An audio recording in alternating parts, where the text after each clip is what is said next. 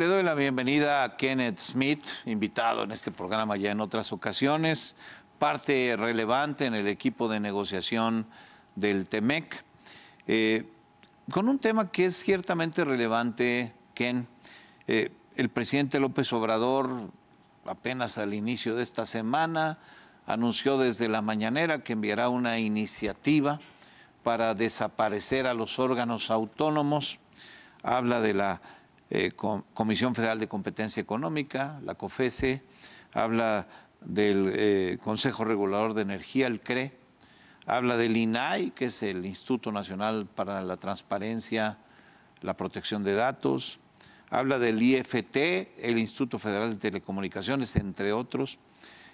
Un anuncio que vino a revolucionar políticamente al país, pues ante la gravedad de lo que el presidente plantea.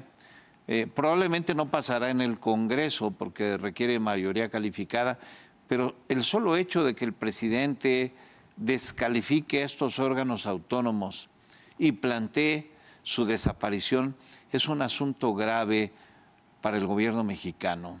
Y te quiero pedir tu opinión porque, entre otras cosas, ya entraremos al detalle, viola acuerdos y compromisos internacionales.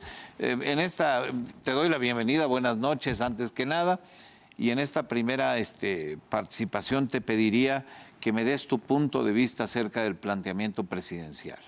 Muchísimas gracias, Guillermo, por la invitación, como siempre, a tu programa. Mira, lo que yo te diría es que sí es un tema muy delicado, sí es grave el pensar en eliminar a los reguladores autónomos, los reguladores independientes, porque juegan un papel muy importante para el funcionamiento y la eficiencia de nuestra economía. Desde los años 80, los países más exitosos del mundo han ido transitando de un modelo de Estado regulador, donde el Poder Ejecutivo toma todas las decisiones en toda materia regulatoria, y transitan hacia lo que vienen siendo órganos autónomos que se especializan en temas muy técnicos y se enfocan principalmente en establecer, formular regulación con bases técnicas y con el objetivo específico y único de cumplir con lo que plasma la ley. Es decir, se crea un blindaje para que estos reguladores no sean capturados por intereses públicos o privados. Es decir, que no tengas injerencia del Ejecutivo, del Poder Legislativo, de los grandes monopolios privados y que puedan operar sin presiones políticas. Entonces, esto es esencial. Y cuando se hace la pregunta, ¿para qué sirven estos organismos? Pues hay evidencia muy concreta. La Comisión Federal de Competencia, por ejemplo, protege y garantiza la libre concurrencia y la competencia. Y esto significa que abre espacios en la economía, en mercados que tradicionalmente han sido copados por monopolios privados o públicos y que impiden que pequeños y medianos empresarios entren a esos mercados. Se calcula que de únicamente 19 casos resueltos de la comisión, ha habido beneficios para los consumidores en más de 13,000 millones de pesos. ¿Qué significa? Esto es 5 veces mayor a su presupuesto. Entonces, claramente vemos un beneficio de que existan organismos como la COFESE. Simplemente un caso muy concreto. En una investigación en contra de empresas que se coludieron para manipular precios de medicamentos, restringir la oferta y subir el costo a los medicamentos para la población mexicana, establecieron multas de 900 millones de pesos. Y ayudaron a que hubiera un mayor balance y ordenamiento en el mercado que permitiera la competencia. Entonces, tienes casos muy concretos en la COFESE, en el IFT, y lo que sucede, por ejemplo, en la CRE, es muy importante entender el papel del regulador para fijar tarifas, establecer los permisos para generación eléctrica, para el transporte de hidrocarburos y petrolíferos. Si esto no se da, si tú lo pones bajo, digamos, la esfera del Poder Ejecutivo, entonces entran presiones políticas que van a enviar señales al mercado equivocadas sobre hacia dónde va la regulación. Y lo que necesitas, por ejemplo, en el sector energético es eficiencia, innovación e inversión. Y esto te lo da la transparencia, es decir, claramente identificar hacia dónde va la regulación, que cumpla con la ley doméstica, por supuesto, y como bien dijiste, con los compromisos internacionales, y entonces que los inversionistas sepan que México es un país donde se puede invertir porque las reglas del juego son claras. Y eso te lo dan los órganos autónomos y los reguladores independientes. Y cuando hablas de transparencia, incluimos al INAI en esto, aunque no es mucho tu tema, porque estás más en estos otros órganos reguladores, pero bueno, el INAI va inmiscuido en ello. Es importantísimo. A mí me parece especialmente delicado que un personaje como López Obrador, que luchó por todo esto, que siendo opositor presionó para que existieran estos organismos autónomos, independientes, regulando los mercados y las decisiones, pues ahora en el gobierno, además en el último año de su gobierno, lo cual es perfectamente impropio para un mandatario, quiera dar para atrás en algo que él mismo promovió, Ken. Por supuesto, tocabas el tema del INAI ahora y es un papel fundamental para la sociedad. Es decir, el hecho de tener acceso a la información de lo que está sucediendo en los gobiernos, lo que está sucediendo en los sindicatos, en los fideicomisos, toda la actividad pública, que sea en ese sentido información relevante para la población, es esencial. Es una manera de democratizar. Como hablábamos de, digamos, los reguladores en materia económica o de energía, que abren espacios para pequeños jugadores que entren al mercado, el IFT también lo hace en materia de telecomunicaciones, eso es democratizar la economía.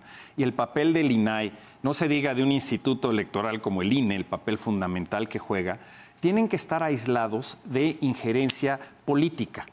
En la discusión, por ejemplo, sobre la reforma constitucional que fracasó en el Congreso en este sexenio, una de las justificaciones que daba el gobierno es que querían que la CRE se incorporara a la CNER y tuviera una responsabilidad política ante la población. Y esto es problemático, porque cuando empiezas a mezclar los elementos técnicos que deben conformar la formulación de la regulación con criterios coyunturales o políticos o de intereses de partidos o de grandes jugadores en el sector privado, entonces es donde generas esta incertidumbre, esta situación en la que no vas a favorecer la eliminación de monopolios o una regulación que sea transparente para todos. En el caso del INAI, que no está directamente relacionado, pero sí en muchos casos con temas económicos, es absolutamente esencial que la población tenga derecho a tener ese acceso a la información y esté ahí juzgando si el gobierno va bien o tiene que cambiar ciertas cosas en materia de políticas públicas. Como un experto en todas estas materias a nivel internacional, me interesa mucho preguntarte cuál sería el impacto si esto trascendiera, es decir, si esta posición presidencial lograra llegar al Congreso, lograra tener mayoría calificada y se aprobara en el Congreso y se convirtiera en una decisión formal, ¿cuál sería el costo para México a nivel internacional, violando, como hemos señalado, acuerdos, tratados internacionales? Kenneth. Mira, de entrada yo te diría que hay que entender que es poco probable que se pueda aprobar porque requieres modificaciones constitucionales y eso implica una mayoría calificada donde el gobierno más sus aliados no cuentan con los votos. Yo creo que también es una maniobra para colocar el tema y de alguna manera pues estar ya dando línea para el siguiente gobierno en caso de que repita Morena, ¿no? Entonces esa es una estrategia del presidente. En el caso hipotético de que sí se diera, ya sea ahora o en la siguiente administración, el eliminar a los reguladores autónomos, pues sí sería un retroceso importante, creo yo, para nuestro país. Sería regresar a un esquema estatista, sería retroceder en nuestra apertura democrática, nuestra señal al mundo de que México es un país que busca la transparencia, que busca la predictibilidad en sus políticas públicas y, como bien lo señalas, viola compromisos internacionales. En el TEMEC se establece en el capítulo de telecomunicaciones la obligación de contar con un regulador independiente en materia de telecomunicaciones. O sea, si eliminas el IFT, de entrada estás violando el acuerdo. Y en otros capítulos, como el de competencia y en materia de inversión, en muchos otros capítulos, se habla de la importancia de contar con organismos, en el capítulo de competencia, por ejemplo, una autoridad de competencia que pueda implementar correctamente su ley. Si eso desaparece, obviamente actúas en contra del espíritu del tratado y mandas una señal negativa a los mercados, cuando justamente México y Norteamérica estamos tratando de atraer inversión para el nearshoring. Puede afectar el riesgo país y la percepción de los inversionistas sobre el futuro de México. Que es una gran oportunidad para México, el nearshoring. Casi que nos ha beneficiado de rebote. Si hiciéramos algunas otras cosas a nivel de gobierno, promoviendo esta posibilidad, nos podría ir mucho mejor. garantizando cierta certidumbre en los acuerdos que este tipo de decisiones, por cierto, no garantizaría. Déjame preguntarte, Ken Smith, aprovechando tu presencia aquí, sobre el posible panel en materia de la industria eléctrica.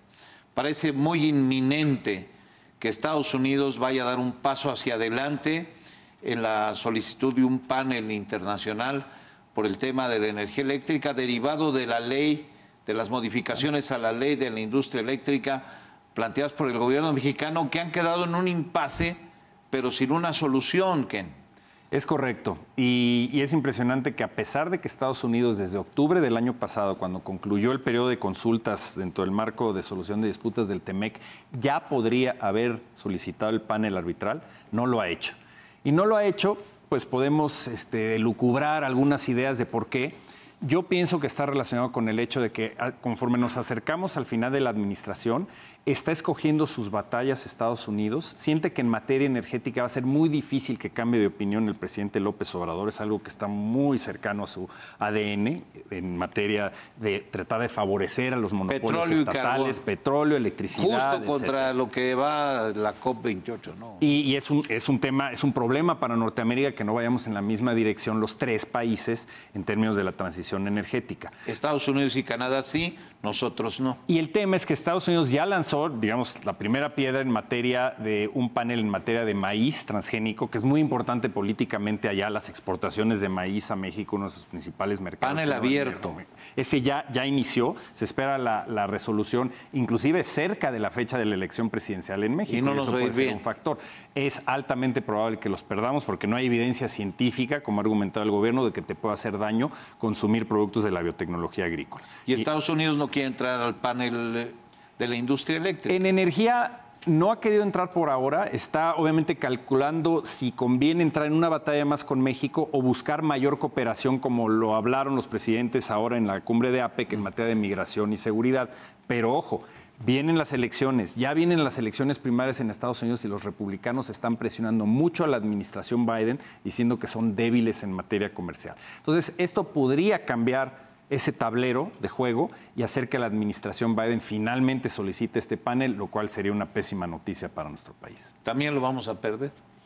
Es altamente probable, por supuesto, que lo perdamos, porque es claro que las modificaciones que se hicieron a la ley de la industria eléctrica, también en materia de la ley de hidrocarburos y otros ordenamientos jurídicos, violan los compromisos que tenemos en el TEMEC, que lo único que hacen es reflejar lo que tenemos en nuestra Constitución, las reformas constitucionales que se hicieron a principios de la década del 2010, 2013, 2014. Pues malas noticias. Entre la presunta o deliberada desaparición que pretende López Obrador de los organismos autónomos, más esta situación internacional, pues que nos coloca en una mala posición, hay que decirlo con franqueza, ¿no? Y mira, yo te diría que hay que darnos cuenta que el TEMEC está funcionando. Tenemos cifras récord en comercio, la inversión casi en 40,000 millones, pero como decías hace un minuto, en realidad deberíamos aprovecharlo mucho más. Esta cifra de 40,000 millones, sin duda, si hiciéramos la tarea bien del punto de vista doméstico, debería llegar a 65,000 millones de dólares. Y es una cifra enorme. Pero para llegar a eso tenemos que cumplir con nuestros compromisos internacionales y asegurar que nuestra política pública sea congruente con esta visión de un México abierto, un México que quiere generar inversión y atraer los sectores del futuro que generen empleo en nuestro país. No hay que matar a la gallina de los huevos de oro, ¿no? Absolutamente, sí. ¿Verdad? Gracias, Kenneth Smith, un gusto estar aquí contigo. Gracias por orientarnos respecto a esta visión que nos permite entender pues, la gravedad de estos planteamientos. Hay que apostarle bien a estos temas, dar certidumbre, generar un panorama adecuado para la inversión. Seríamos mucho más grandes y daríamos muchas mayores oportunidades a nuestra población si tomáramos ese camino. Así es, Guillermo, tenemos una gran oportunidad con el TEMEC, con este fenómeno de nearshoring, donde sí estamos viendo inversión creciente que llega de Asia a nuestro país, obviamente de Norteamérica, de Europa. Es el momento de meter el acelerador, aprovechar este momento que tenemos, este momento geopolítico con Estados Unidos que le pide a México y a Canadá que le entren de manera conjunta para crear la región más competitiva del mundo. no podemos darnos el lujo de cometer errores como eliminar a los órganos autónomos, los reguladores independientes, y mucho menos incumplir estos compromisos que tenemos dentro del TEMEC, el Telecuem, nuestra red de tratados. Podría ser un gran momento para México. Sin duda. Ya es un momento importante, pero como bien dices, podría ser un gran momento de crecimiento de aquí a la próxima década. No hay que desaprovecharlo. Es correcto. Kenneth Smith, gracias por estar aquí. Muchísimas gracias. Hasta pronto, Ken. Gracias. Gracias, Guillermo.